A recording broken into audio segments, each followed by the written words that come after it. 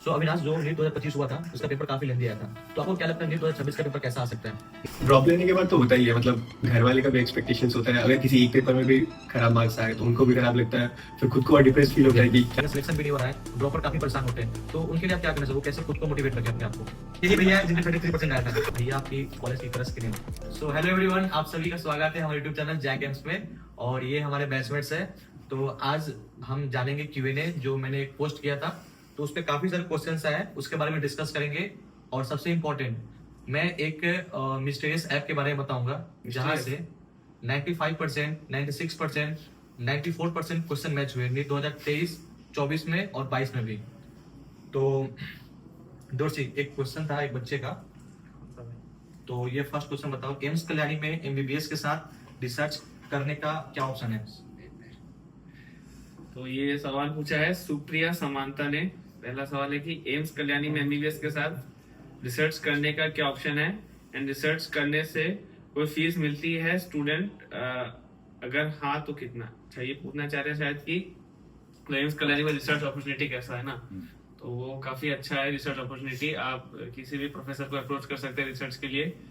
आप STS करके programme होता है, अगर आपको पता होगा, एक शॉर्ट टर्म स्कॉलरशिप ICMR करवाता है। तो उसमें गवर्नमेंट ऑफ इंडिया आपको फंड प्रोवाइड करता है, एक स्टूडेंट को 60,000, अगर आपका प्रपोजल एक्सेप्ट होता है तो रहेगा। ओके, सो आयुष सर, एक और क्वेश्चन है, जब आपने ड्रॉप लिया था तो ड्रॉप लेते टाइम आपके मन में सबसे पहला क्या सवाल आया था? मतलब कोई डर लगा होगा ना ड्रॉप में क्या होगा, सिलेक्शन होगा कि नहीं होगा? क्योंकि अभी के टाइम पे ड्रॉपर्स काफी बढ़ चुके हैं एंड उन्हें काफी प्रॉब्लम होती है कि फैमिली प्रेशर, पीयर प्रेशर और रिलेटिव प्रेशर। तो आपके मन में सबसे पहला सवाल क्या आया था? देखिए, मतलब अगर ड्रॉप लेने जा रहे हैं तो इसका मतलब आपको ये तो एकदम प्रिपेयर रहना चाहिए कि आपको मेंटल प्रेशर बहुत होने वाला है, क्योंकि फिर से आपका एक साल वही डायलेमा में रहना कि फिर से पढ़ रहे हैं, क्या पता जैसे इस बार फिजिक्स बहुत हार्ड आया, अगले बार कुछ और हो जाए, कुछ भी हो सकता है। मतलब एनी सर्कमस्टेंसेस में आपका निकलना या ना निकलना ये कोई ये वो तो नहीं है कि श्योरिटी है।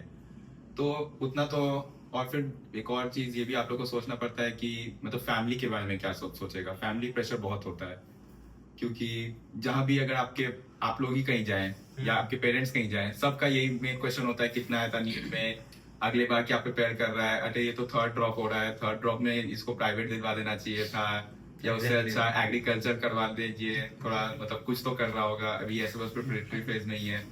तो ये तो होता है, लेकिन आपको अपने पे थोड़ा कॉन्फिडेंस रखना है। 2 साल तो थोड़ा समझ में आ रहा है कि पहला जो 2024 वाला था उसमें थोड़ा कुछ ज्यादा ही इजी हो गया था पेपर, इसलिए बहुत ज्यादा मार्क्स उठ गया, इसलिए बहुत लोग का नहीं हुआ।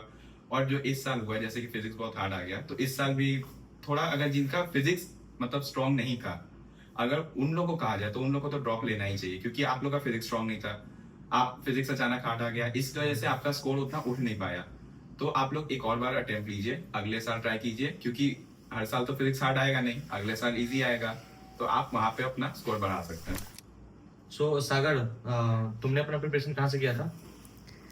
मैं 11th-12th तो मैंने मतलब LN से पढ़ा था। फिर उसके बाद मैं 2 साल मतलब गोल में था। गोल का अलग हॉस्टल है, गोल विलेज के नाम से, मैं वहीं पे था। तो वहां पे जैसे केमिस्ट्री आपने कैसे किया था? केमिस्ट्री तो मेनली ऑर्गेनिक, मेरे पास नोट्स था जो पहले 12th का, वो सर का पढ़ा हुआ था, मेरा उसमें था पढ़ा हुआ, तो मैं उससे रिवाइज वगैरह करता था, और फिर बाकी NCERT का क्वेश्चन किया था।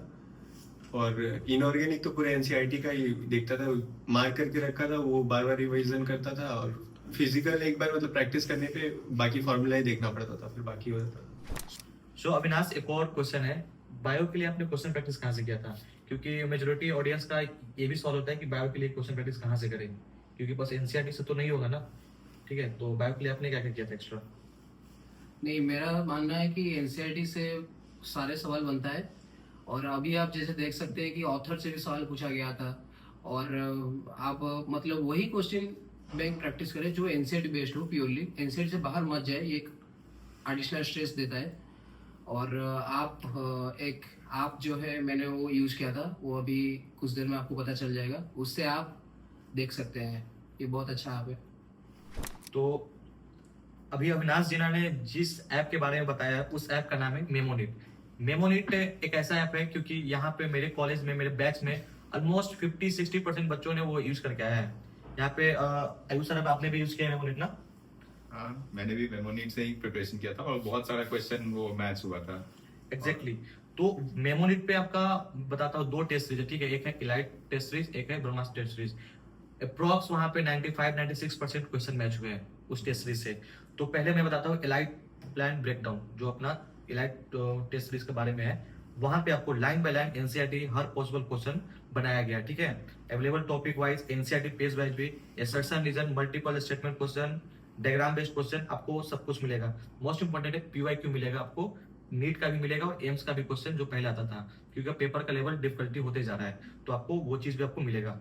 फिजिक्स, केमिस्ट्री, बायो के लिए, तीनों के लिए आपको अलग अलग सेक्शन है, जहाँ पे आपको डीपीपी मिलेगा, ठीक है? आपको माइंड मैप मिलेगा एंड उसका क्वेश्चन प्रैक्टिस भी मिलेगा, जो कि आपको बेनिफिट करेगा लॉन्ग टर्म में, ठीक है? एंड एक और है माइंड मैप। माइंड मैप आप क्विक रिवीजन के लिए यूज कर सकते हो, जो कि मेमोनीट ऐप पे अवेलेबल है। सो आयुष सर, अब एक और टेस्ट सीरीज है ब्रह्मास्त्र टेस्ट सीरीज, मेमोनीट पे ऐप पे ही अवेलेबल है, उसके बारे में आप थोड़ा ब्रेक डाउन करो। देखिए, वो टेस्ट सीरीज हम तो पर्सनली रिकमेंड करेंगे और उसमें बहुत सारा आपको बेनिफिट मिलता है। जैसे जितना भी क्वेश्चन रहेगा वो मतलब ऐसा नहीं कि कहीं कहीं पहले का आया हुआ है, वो सब ज्यादातर ओरिजिनल क्वेश्चन रहेगा और कुछ लेयर वाइज डिवाइडेड रहेगा। मतलब ऐसा नहीं कि बस एक ही हार्ड ही क्वेश्चन सब है या इजी क्वेश्चन ही सब है, ऐसा नहीं रहेगा। एकदम लेयर वाइज रहेगा, कुछ हार्ड कुछ इजी, जैसा कि मतलब नीट में आता है। और आपको एक मिस्टेक बुक भी दिया जाएगा ताकि आप उससे एनालिसिस कर पाए कि आपका क्या क्या गलती हुआ है। इस बार जो नीट का 2025 का पेपर आया है उसमें हम लोग ने भी बहुत सारा क्वेश्चन देखा है, जो जैसे डायग्राम बेस्ड क्वेश्चन था बहुत सारा इस बार, और असर्शन रीजन, वो सब बहुत सारा मैच हुआ है। मतलब ऑलमोस्ट 90 to 95% तो आराम से मैच हुआ है क्वेश्चन बायो का। तो आप, हम तो कहेंगे प्रेफर कर सकते हैं उसको।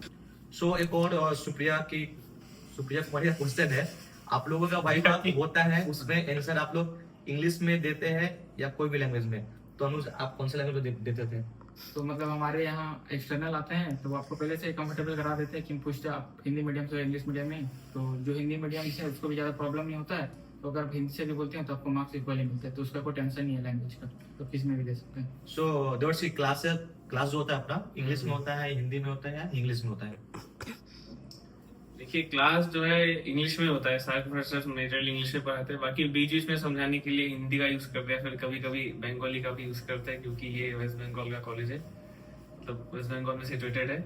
और बाकी इंग्लिश आपको, मतलब अगर आप हिंदी मीडियम या फिर स्टेट से पढ़े हुए, मतलब स्टेट के लैंग्वेज से, तो आपको इंग्लिश में प्रोफिशिएंट होना है, क्योंकि आपके जितने भी बुक्स है, स्टैंडर्ड बुक्स वगैरह जितने भी लेक्चर्स है, वो सब इंग्लिश में होंगे।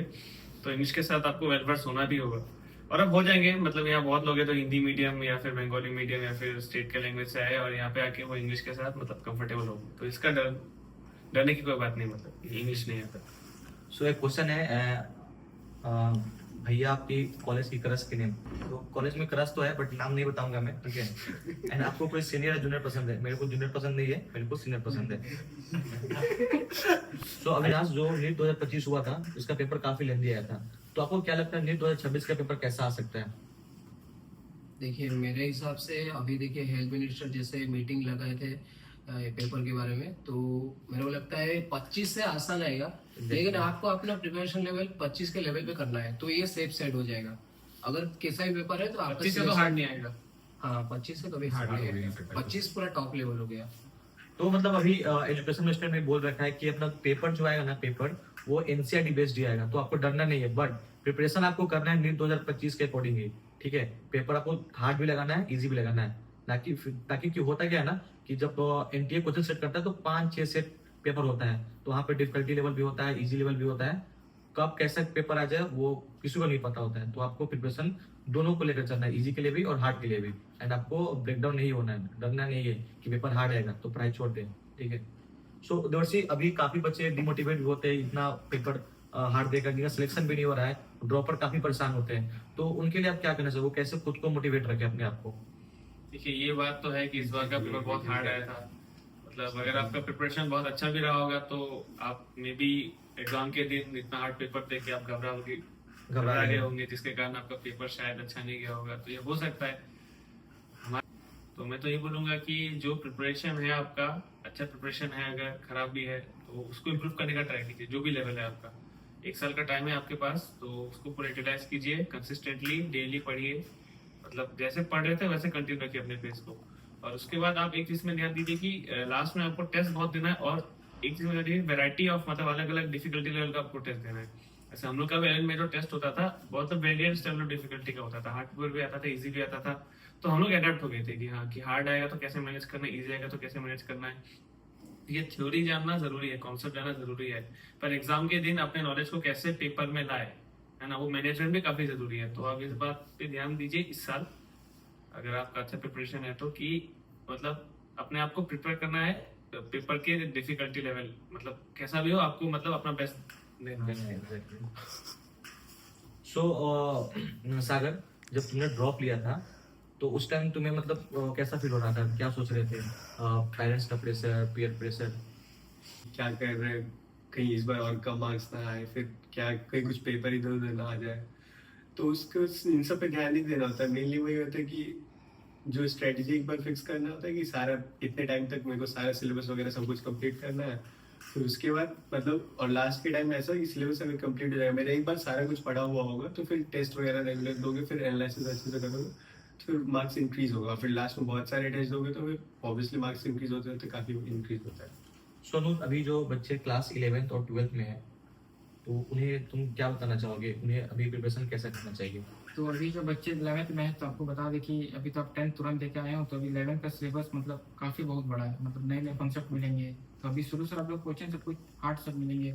अभी तो आपका बेसिक सब शुरू हो रहा होगा, तो टेट सब में भी आपका अभी ज़्यादा मार्क्स आएगा। तो आपको ये मतलब कॉन्फिडेंस मत रखना कि ज़्यादा मार्क्स पड़ेगा तो थोड़ा कम पढ़ने पड़ जाए। जैसे कि अभी मैकेनिक्स सब आएगा फिजिक्स में, तो उसमें आपको ज़्यादा क्वेश्चन सब लगाने पड़ेंगे, तो और थोड़ा मेहनत लगेगा। तो यही बोलेंगे कि मेहनत करते रहो, सही दिशा में तो हो जाएगा आपका। तो बाकी आप क्वेश्चन प्रैक्टिस के लिए मेमोनीट ऐप डाउनलोड कर सकते हो, उसका लिंक डिस्क्रिप्शन बॉक्स में दे रखा है। बेस्ट ऐप है, वहाँ पे आपको एनसीईआरटी बेस्ड क्वेश्चन मिलेगा, ठीक है, नीट पीवाईक्यू मिलेगा, एंड सबसे इंपॉर्टेंट है वहाँ पे एक्सपेक्टेड पीवाईक्यू भी आपको मिलेगा, जो कि आपको इंटरनेट पे और कहीं नहीं मिलेगा। Image based, diagram based question मिलेगा। एक और रिक्वेस्ट है, जितने लोग देख रहे हो प्लीज चैनल को सब्सक्राइब कर लो एंड वीडियो को भी शेयर करो, वीडियो को लाइक करो। सो इसके बारे में क्या बोलना चाहोगे, जो बच्चे लाइक नहीं करते हैं एंड वीडियो चैनल को सब्सक्राइब नहीं करते ये हैं? जो कर रहे हैं वो आप गलत कर रहे हैं। हाँ, अब क्या बोलूं भाई, मत कीजिए ऐसा, लाइक कीजिए, शेयर कीजिए, सब्सक्राइब। तो सागर, इसके बारे में क्या बोलना चाहोगे, जो स्टूडेंट सब्सक्राइब नहीं कर रहे हैं? देखो क्या ही बोलना है, मतलब तुम्हारे लिए हर किसी के लिए मतलब वीडियोस बना रहे हैं, इतने एफर्ट्स दे रहे हैं जैक भी है, तो हर किसी को साथ लाइक करो, फिर शेयर भी करो अपने सारे, मोटिवेशन मिलता है, तुम्हें मोटिवेशन मिलेगा और बाकी सारा और हमें भी पार्टी मिलेगा। इंस्टाग्राम सबका, और इंस्टाग्राम देखो, इसका नाम है जोरसी को भाई, ठीक है, ये आसाम से है, एंड ये आयुष ये इंस्टाग्राम आयुष आरव 27 ये भैया है जिनके 33% आया था। नहीं, अनुज 33 प्रीतम, से ज्यादा है ना, 33.1। अनुज प्रीतम ये अपना झारखंड से है। ये आपके हैं अविनाश से ना इंस्टा नहीं चलाता हूँ। अरे वो तो ये सागर है जो बिहार से है, बिहार से सारे। और ये अपना अभिनंदन जो कि भद्रक उड़सा से है। और जो कैमरामैन है उसका क्या? अच्छा कैमरा के पीछे कैमरा के पीछे अरे आपके हाँ। प्रतीक गेम्स, अभी तो- ठीक है, उनको आप भी आप यूट्यूब पे भी सब्सक्राइब सर्च कर करो। सकते हैं प्रतीक। जाने माने यूट्यूबर है। जाने वाले यूट्यूबर है प्रतीक गेम्स।